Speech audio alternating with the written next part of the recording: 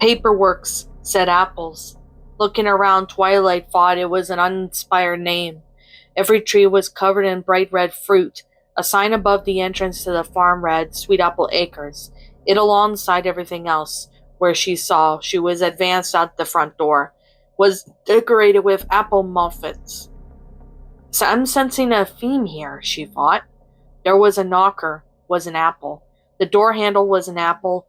She was willing to bet wood on the door that itself was apple wood. Probably the porch, walls, and the rest of the sprawling house, too. If you find a theme, stick with it, I guess. She lifted the knocker with her magic horn and knocked thrice, one each and firm loud. There was no way any pony inside could have missed the noise. She added a small increase volume and enchantment for good measure. Nevertheless, it took longer than it should have for someone to answer. The sensitivity charm she had laid her own ears on before arrived picked up on the movement. At least 3 sets of hooves and 3 different whispering voices. Someone was being hustled up in a set of stairs. When the door finally cracked open, Twilight smiled brightly. "Good morning. May we please speak with Mr. and Mrs. Apple?" In regards to what?" At her side, Raven levitated her medallion to the pendant they both wore to identify them as Twijacks. Raven's was described with her inkwell and quill cutie mark and an insignia of the records of Burrow, a pair of arrows crossed over a scroll, fringed on either side by wings. We are pretty much here on official business. If you would prefer, we can conduct this investigation to wear you on the footstep. But I believe you may favor some privacy on this particular matter." The green eyes in the door cracked widened, long eyelashes blinking faster. "You're from this place?" "Sort of," Twilight winced. Raven wasn't excellent at her job, but terrible at her personal relations. "Could we please come in?" The green eyes hesitated before pulling open the door wide enough for a loud ingress. Twilight fixed her place by just as best reassuring smile and walked ahead of Raven. Inside, the apple theme continued. The wallpaper was an apple freezy. The mats they trotted across the bore apple stitching, and when they sat down in the dowdy living room and the couch had cushions, sloppily crocheted with apples what looked like the works of a child just learning in the skill. An old mare sat in the rocking chair working on some knitting. Eyes narrowed at the few customers suspiciously. She did not get up, nor did she speak, but Twilight had got the feeling this pony was a true authority of this household. She could feel the mare's amber gaze as between her shoulder blades as they began their conversation. "Mr. and Mrs. Apple," Raven said assuredly, "we are in here regards to your offspring." "Big Macintosh?" said Mr. Apple. "That is your son," Raven consulted with clipboard. "We require consultation regarding your daughter." The couple exchanged look. "Apple Bloom?" inquired Miss Apple. Raven's expression couldn't have curdled milk. "If you please, I would request that you not pretend ignorance. You know which one of your 3 offspring we refer." "We only have 2, Mr. Apple protested. "Big Macintosh and Apple Bloom." "Only 2 officially registered," Raven corrected. The air seemed to have left the room. Twilight wished Raven was more circumspect about how she did things. "Mr. and Mrs. Apple," she interrupted gently, "please allow me to introduce us. My name is Twilight Sparkle. I'm a member of the Records Bureau, and this is Raven Inkwell, my personal assistant." Raven cleared her throat. Twilight resisted the urge to roll her eyes. "And technically I'm a princess, but it's largely an honorary title." The corner of Raven's mouth turned ever down so slightly. On any pony else it would have been a blown scowl. "This is debatable." "Not right now, it isn't," Twilight responded with a clipped voice that strayed too close to annoyance for his conversation. She wanted to put the ponies whose home they have been invaded at their ease, and she knew she was falling utterly. She rearranged her hooves beneath her and ruffled her wings. Mr. and Mrs. Apple, I discovered some anomalies in the records regarding your family. The mare, a soft pony whose mane fell in waves as she caught up in a scrunchie, and who looked like she dearly wished this wasn't happening, fumbled for her husband's hoof. He moved to hold hers, swallowing it up into his own massive one. By contrast, where she looked fearful, Twilight only saw anger in his face. It increased the more she talked. We have records of your pregnancies, Miss Apple, and you home birthed all your children, yes? Silently, she nodded. I was doula. The old mare's voice snapped out like a whip rack. Delivered all my grandfoals, including the ones that didn't make it past their first breath. Twilight turned to meet her gaze. The old mare was challenging, as if daring Twilight had contracted her. We have records of 5 pregnancies, Twilight said delicately. You were on doula of all 5?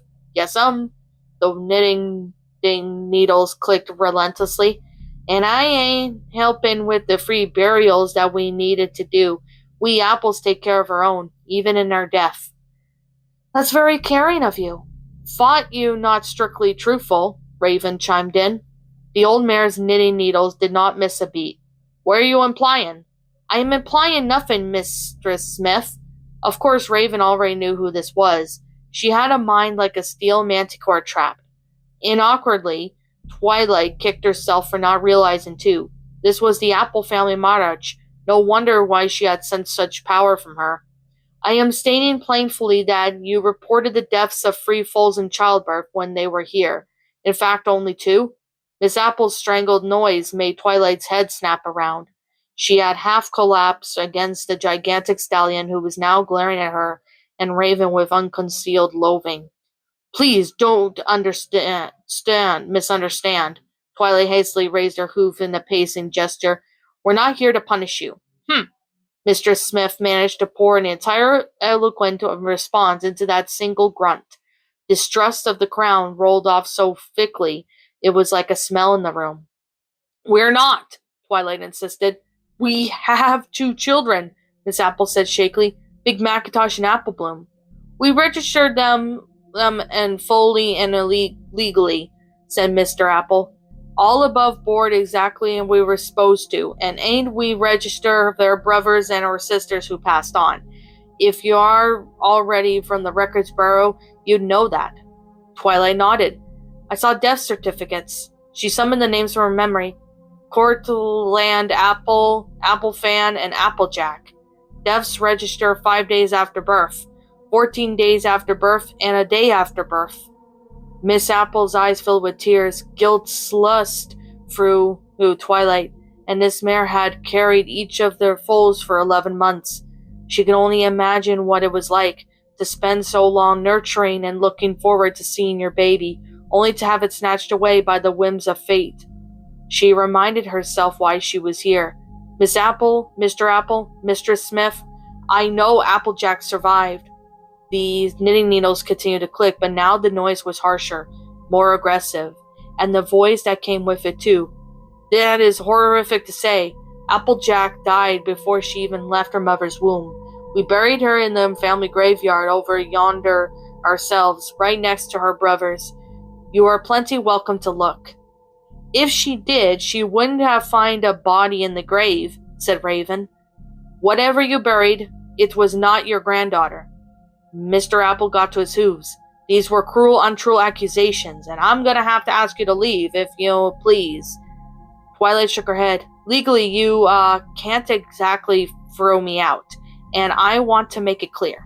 I'm not here to punish you or anything like that. At this stage, only myself and Raven know what I've discovered, and I have my reasons for not making it down to the head of the Records Bureau like I was supposed to. Raven's nose twitched. Twilight knew that she had wanted her to skip over head of the Records Bureau and go straight to Celestia herself with Twilight's fury, but she had deferred it to Twilight on the condition that she come to her Ponyville to confirm her findings. You falsified your daughter's death certificate, Mr. Apple, Raven said instead. Legally, we could have you arrested for that. Get out of my house, Mr. Apple yelled. Right, Mac. Miss Apple got to her own hooves and stood in front of him. Right? No. He looked down at her, sides heaving. Whatever he saw in her face made his thunderous expression melt into something like despair. He sagged back to his seat, faced his massive hooves. We knew this might happen someday, Miss Apple whispered, embracing him. We knew. No, no, no, no, he muttered brokenly. We were so careful. It can't all have been for nothing. Twilight looked between them both. What exactly do you think is happening here?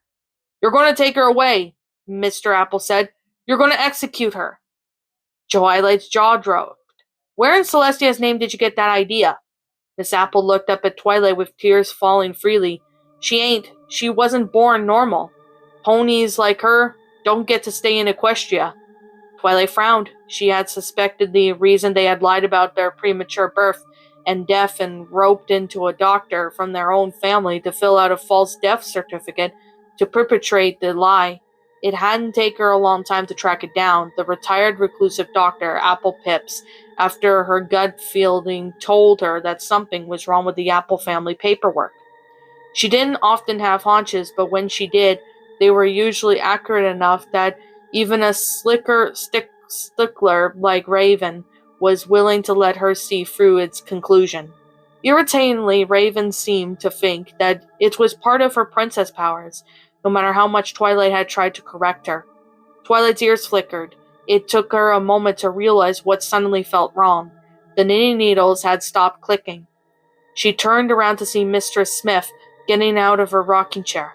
You'll see, she said simply, and then you'll all see why she's doing no pony any harm, as she should be allowed to stay with us like she's done her whole life.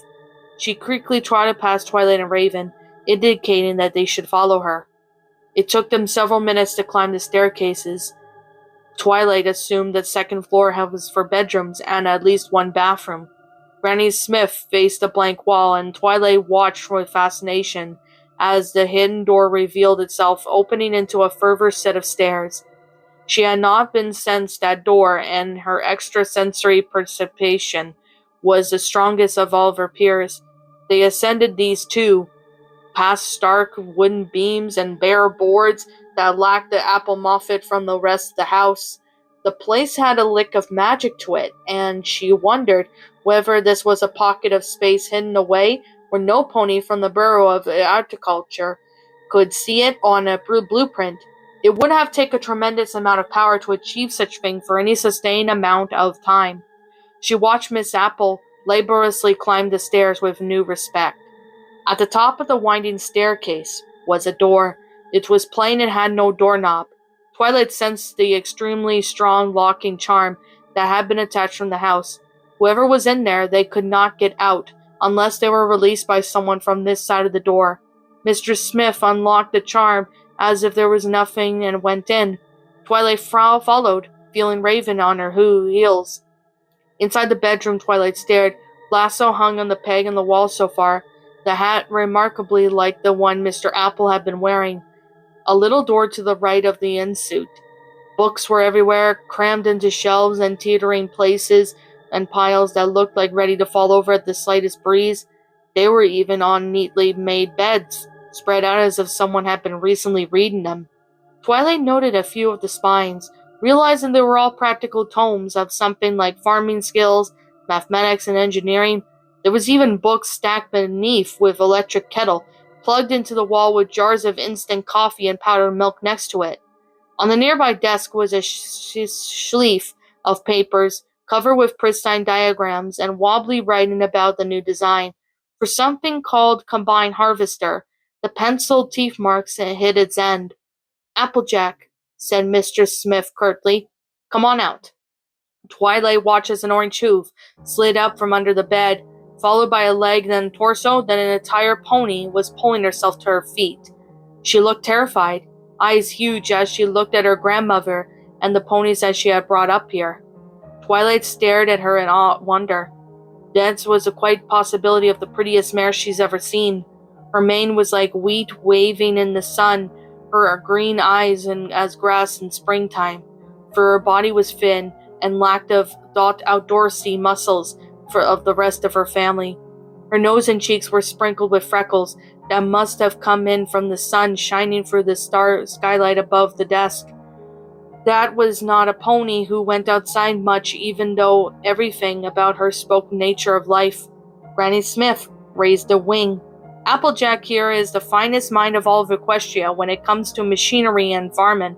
Our yield increased 12-fold in her science as inventions. She is capable, valued, loved, and a member of the Apple family, even if she don't got no wings, no horn. Twilight swallowed her suddenly dry throat. Hello, she coughed. Hello, Applejack, I'm Twilight Sparkle. Twilight continued to flick her gaze between them like a rabbit frozen before the oncoming cart. I'm not here to hurt you, Twilight put a hoof to her chest. I want to help you. Help me? Sweet Celestia, even her voice was pretty. How could any pony want to cleanse that Equestria's gene pool of such pony? Twilight's resolve hardened as she thought of the pony's back in Canterlot and the Bro Pewtery and their innate hard-line rules about the born deformed. She had always thought those rules were cruel, but she was in the minority. Most families who died birth-deformed foals were happy to turn them over to the Pewtery ponies and keep Equestria strong. They had thoroughly brought out the rhetoric that Equestria has maintained its vaunted status over the nations by purifying its bloodlines. Yes, Twilight nodded firmly. I am the Bureau of the Records. I'm also Princess Celestia's personal student, which affords me to access some of the more restricted records around Equestria's history. I've been doing research into the ancient magic called Anison, from a time where Equestria was populated by ponies who lacked wings or lacked a horn or had neither. All of them were watching her. She had already said this to Raven, and despite her disapproval, Raven's loyalty had remained true. She would not report Twilight for this. Secretly, Twilight hoped Raven would share her dream, that she could make her research a reality and put an end to the Pewtery ponies once and for all. Twilight drew a breath. This was the proof of her visit. If they rejected this, she wasn't sure what she would do. She would only go. She absolutely could not turn Applejack into the brew of purity like she was supposed to. Applejack, I want you to let me help you ascend to Alicornhood. What's up, my pretties? It's the Lion Queen here. I want to appreciate you all for tuning into this video, and I do appreciate you guys supporting my video by giving this video likes and stuff. If you really enjoyed this video, be sure to leave a like, comment and subscribe if you're new, ring the bell for notifications to when I upload so that way you guys will get updated for whenever I upload. If you want to follow me on Twitter or DeviantArt, feel free to leave a follow on those if you are interested in following me on those socials. If you want to support my backup channel, known as Miss Dark Shigo, feel free to subscribe to it, as a link to that will also be in the About page section. And with that being said, and that being the case, thank you so much for watching, my pretties, and as always, stay pretty.